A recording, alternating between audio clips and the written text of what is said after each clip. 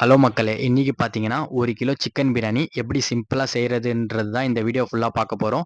அதனால வீடியோ ஃபுல்லா பாருங்க ஸ்கிப் பண்ணாம. இப்ப பார்த்தீங்கன்னா, 4 லிட்டர் தண்ணி பிடிக்கிற மாரி ஒரு பாத்திரத்த எடுத்து அடுப்பு மேல வச்சுக்கோங்க. வச்சுட்டு அடுப்ப ஆன் பண்ணிக்கோங்க. ஆன் பண்ணதுக்கப்புறம் வந்து 400 கிராம் வெங்காயம் போட்டுக்கோங்க. இப்ப உங்களுக்கு எல்லாருக்குமே ஒரு டவுட் இருக்கும். வெங்காயம் போட்டு தான் ஆயில் போடணுமா? இல்ல ஆயில் போட்டு வெங்காயம் போடணுமான்ட்டு.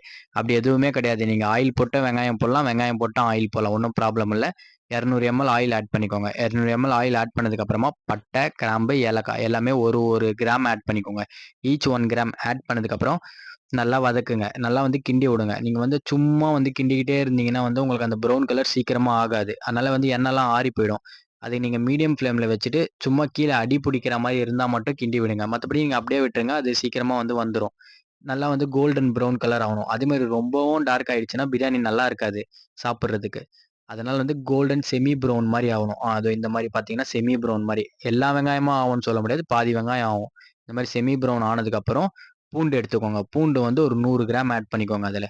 பூண்டு ஒரு 100 கிராம் ஆட் பண்ணதுக்கப்புறம் மொளகாத்தூள். மொளகாத்தூள் 10 கிராம் ஆட் பண்ணிக்கோங்க. மொளகாத்தூள் ஒரு 10 கிராம் ஆட் பண்ணதுக்கு அப்புறமா பார்த்தீங்கன்னா, இது சால்ட் வந்து ஒரு 2 டேபிள் ஸ்பூனுக்கு சால்ட் ஆட் பண்ணிக்கோங்க. பத்தலன்னா நம்ம உப்பு, காரம் பார்க்கும்போது போட்டுக்கலாம். 2 டேபிள் ஸ்பூனுக்கு ஆட் பண்ணிக்கோங்க. அப்புறம் பார்த்தீங்கன்னா, மஞ்சள் தூள் வந்து ஒரு 1/2 டேபிள் ஸ்பூனுக்கு மஞ்சள் தூள் ஆட் பண்ணிக்கோங்க. ஆட் பண்ணிட்டு நல்லா கிண்டி விடுங்க. இப்ப ஆயிலு இது எல்லாமே வந்து மெர்ஜ் ஆகணும். நல்லா நீங்க வந்து கிண்டி விடுங்க. ஒரே மாரி சேர்ற மாதிரி எல்லாமே கிண்டி விட்டு, இது பண்ணுங்க. மீடியம் ஃப்ளேம்ல வச்சுக்கோங்க. ஹை ஃப்ளேம்ல வேண்டாம். நல்லா கிண்டி விடுங்க. ஏன்னா நம்ம வந்து இப்ப ஆயில்லே மொளகாத்தூள்லாம் குடுக்குறன்ற பட்சத்தில கலர் வந்துரும். பிரியாணி நல்லா பார்க்கறதுக்கும் கலரா இருக்கும். அப்பதான் நமக்கு சாப்பிடவும் நல்லாருக்கும். பிரியாணி கலர் இல்லனா நல்லா இருக்காதுங்களே! அதனால தான். ஃபர்ஸ்ட்டு கலருமே வந்துரும். நீங்க நல்லா எண்ணெயிலேயே நீங்க ஃபர்ஸ்ட்டு மொளகாத்தூள் குடுத்து நல்லா கிண்டும்போது. நல்லா இந்த மாரி டார்க் கலர் ஆயிட்டதுக்கப்புறம் என்ன பண்ணீங்கன்னா, இஞ்சி ஒரு 100 கிராம் ஆட் பண்ணிக்கோங்க. இஞ்சி ஒரு 100 கிராம் ஆட் பண்ணதுக்கப்புறமா தக்காளி வந்து நான் பொடிசா கட் பண்ணி வச்சிருக்கேன். அந்த தக்காளிய வந்து ஒரு 400 கிராம் ஆட் பண்ணிக்கோங்க.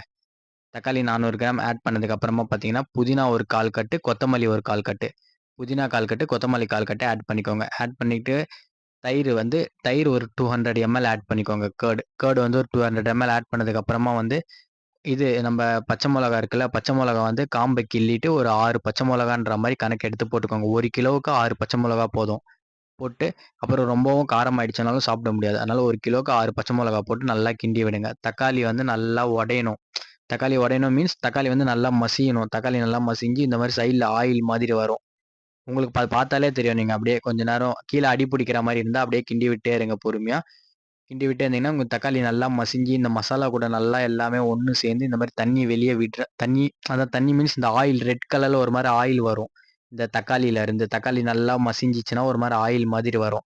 அந்த ஆயில் மாரி வந்ததுக்கு அப்புறமா உங்களுக்கே தெரியும். அவ்வளதான் இதுதான் பக்குவம். இந்த மாரி வந்ததுக்கப்புறம் 800 எம்எல் தண்ணி சேர்த்துக்கோங்க. 800 எம்எல் தண்ணி சேர்த்துக்கோங்க. 1 கிலோவுக்கு 800 எம்எல் தண்ணி ஆட் பண்ணிட்டு நல்லா அந்த மசாலா கூட மெர்ஜ் பண்ணி விடுங்க. நல்லா மசாலா கூட கலந்துக்கோங்க. கலந்துக்கிட்டீங்கன்னா, தண்ணியும், மசாலாவும் நல்லா ஒண்ணா கலந்ததுக்கு அப்புறமா கொஞ்சம் மூடி போட்டுக்கோங்க. மீடியம் ஃப்ளேம்லயே வச்சு மூடி போட்டுக்கோங்க. சும்மா ஒரு ஒரு 1 நிமிஷத்துக்கு அந்த மாதிரி மீடியம் ஃப்ளேம்லயே வச்சு மூடி போட்டுக்கோங்க. கொதிக்கும். ஏன் நல்லா கொதிச்சதுன்னா, தண்ணீல வந்து இந்த மசாலா எல்லாமே தண்ணீல சேர்ந்து ஒரு ஃப்ளேவர் கிரியேட் ஆயிடும் நல்லா. கிரியேட் ஆனதுக்கு அப்புறமா வந்து நல்லா கொதிக்கும். ஒரு 1 நிமிஷத்துக்கு கொதிக்க விடுங்க. கொதிக்க விட்டதுக்கு அப்புறம் என்ன பண்றீங்கன்னா, மூடிய தொறந்து நம்ம வாஷ் பண்ணி வச்சிருக்கோம்ல சிக்கன் அந்த சிக்கன வந்து நீங்க இப்ப ஆட் பண்ணணும். வாஷ் பண்ணி வச்சிருக்க சிக்கன ஆட் பண்ணிக்கணும். நல்லா மசாலா கொதிச்சுட்டே இருக்கும்.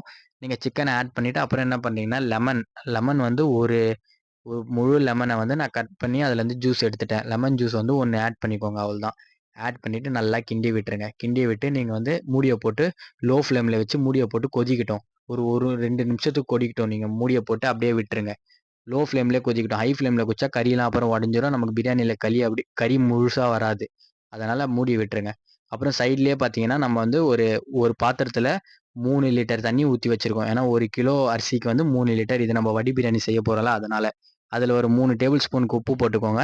உப்பு போட்டு அது நல்லா கொதிக்கட்டும். அது நீங்க கொதிச்சதுக்கு அப்புறம் வந்து நம்ம அரிசி ஊற போட்டிருந்தோம்ல, அத வடிச்சு இதில போட்டுக்கோங்க. இப்ப நம்ம 70% அரிசி பாயில்ல எடுக்கணும். நீங்க அதே மாரி நீங்க ரொம்ப சீக்கிரமா ஒரு 40%ல எடுத்தீங்கன்னா, அரிசி விரையாயிடும். பிரியாணில ரொம்ப இதா வராது. அதனால 70% தண்ணி நல்லா கொதிச்சுட்டே இருக்கும். நீங்க அரிசி எடுத்து பார்த்தாலே தெரியும். லென்த்தா வந்திருக்கும் பாருங்க நல்லா. இது வந்து பாஸ்மதி அரிசி நல்லா லென்த்தாவே வந்திருக்கும். இத என்ன பண்றீங்கன்னா, எடுத்து வடிச்சுக்கோங்க. வடிச்சுக்கிட்டு தண்ணி எல்லாமே ட்ரை ஆனதுக்கப்புறம் என்ன பண்ணீங்கன்னா, மசாலாவ தொறந்து உப்பு, காரம் செக் பண்ணிக்கோங்க. நான் செக் பண்ணிட்டேன். அத நான் இந்த வீடியோல காமிக்கல. நீங்க மசாலா இந்த டைம்ல என்ன பண்ணணும்னா, மசாலா செக் பண்ணிக்கோங்க. மசாலா உப்பு, காரம், புளிப்பு எல்லாமே கரெக்ட்டா இருக்கான்னு பார்த்துக்கோங்க. பார்த்துட்டு அரிசியிலேருந்து அந்த தண்ணி வடிஞ்சதுக்கப்புறம், நம்ம அத வேக வச்சு எடுத்தோம் பார்த்தீங்களா, அந்த தண்ணி அந்த அரிசிய அதில மிக்ஸ் பண்ணிக்கோங்க. அரிசிய மசாலால போட்டு நல்லா இந்த மாரி நான் ஒரு இது இந்த இந்த மாரி கிண்டி விடுங்க. ஏன்னா அரிசி நல்லா கீழ போணும். மசாலா கீழ. அரிசியும் தண்ணியும் லெவலா வர மாரி கிண்டி விடுங்க. இந்த மாரி வந்து தண்ணியும், அரிசியும் வந்து லெவல் ஆவணும். நீங்க இந்த மாரி பண்ணும்போது என்ன ஆகும்னா, அரிசி கீழ போகும். மசாலா கீழ, அரிசி அப்பதான் போகும். இந்த மாரி போனதுக்கப்புறம் நீங்க வந்து செக் பண்ணி பாருங்க. இப்போ வந்து மசாலாக்கு மேல தண்ணி இல்ல. ஆனா மசாலாக்கு மேல தண்ணி வரணும் கண்டிப்பா. அப்பதான் வந்து அரிசி நல்லா தம்மாவும், அரிசி பிரியாணியும் நல்லா சாஃப்ட்டா இருக்கும் பாக்கறதுக்கு.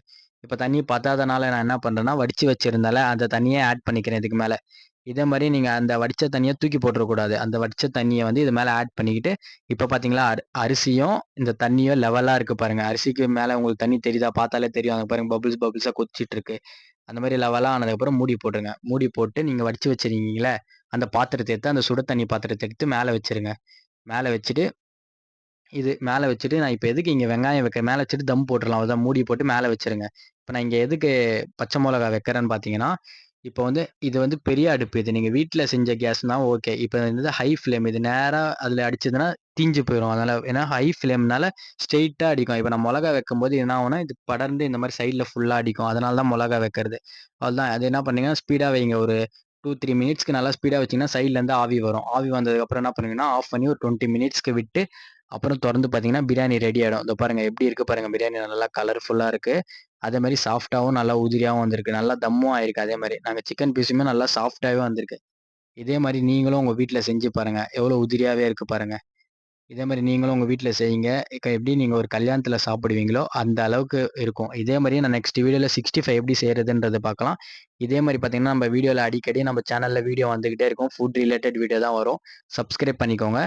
இதே மாரி நீங்க ஷேரும் பண்ணி விடுங்க எல்லாருக்குமே. இதே மாரி நீங்களும் வீட்ல ட்ரை பண்ணி பார்த்துட்டு, பிரியாணி எப்படி இருக்குன்னு சொல்லி எனக்கு கமெண்ட்ல சொல்லுங்க எப்படி இருக்குன்ட்டு. சரி ஓகே. இதோட நெக்ஸ்ட் விலாக்ல கன்டின்யூ பண்ணலாம்.